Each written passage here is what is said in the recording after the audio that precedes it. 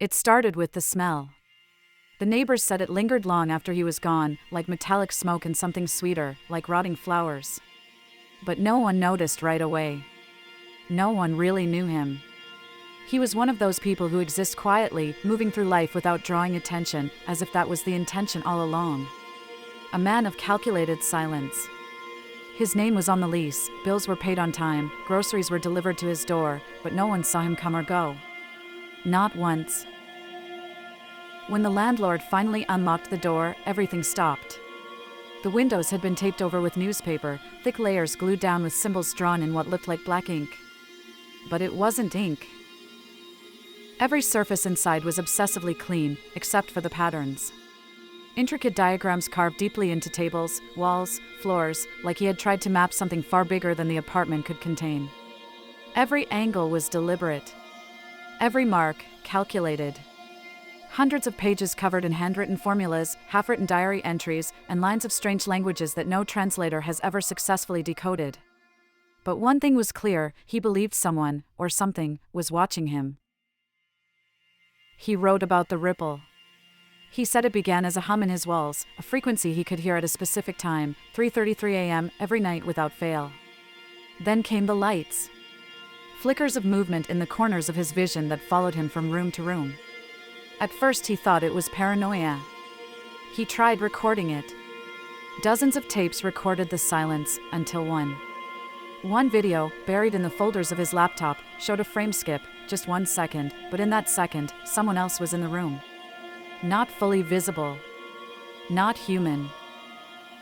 There was a message left on his mirror, written in reverse, "Your mind is not your own." He started writing feverishly after that. Said his thoughts would echo back at him before he even had them. That he wasn't just being watched, he was being predicted. Controlled. Corrected. The journal grew increasingly distressed. Pages tore into spirals. Sentences repeated obsessively. They don't hide behind screens. They hide behind choice. Over and over. The last journal entry is one line scribbled in fading red: "Escape is an illusion designed to comfort the aware." Then, nothing. His clothing was still in his closet. Dishes still in the sink. Laptop open, still running. Door locked from the inside.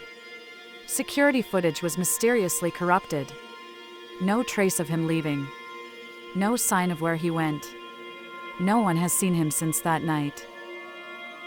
The apartment sat untouched for months. Officials eventually cleared it, dismissed it as a mental breakdown. But the people who entered the apartment reported something strange afterward: vivid, recurring dreams. Dreams of standing in that small room, but time moving in reverse. Their own thoughts echoing, one step ahead of their own voice. One swore they saw themselves watching from the corner, as if they were both the viewer and the viewed. Online speculation exploded. Some believe he accessed something forbidden. That by trying to trace a pattern invisible to the rest of us, he opened a door that wasn't meant to be opened. A few fringe theorists think he found a map to a different layer of reality. That the patterns were a kind of key, a way to see beneath the surface of what we think is real. But others believe something darker, that there are systems, quiet, untraceable systems, that monitor deviation. That if your thoughts begin to stray too far from the expected narrative, there is a point, after which, you are no longer given choices. You're given corrections. He was trying to leave a message. That this world, or at least the one we're told to see, is paper thin. That silence is not empty, it listens. And when you see too much, it sees you back. The man is still missing. Neighbors report the apartment lights turn on sometimes, though no one lives there. One delivery driver swore he saw someone at the window, but when the building manager checked, it was empty. Empty, except for the mirror. The message, still faint, still reversed. Your mind is not your own. Follow the quiet signal. Some stories are buried on purpose.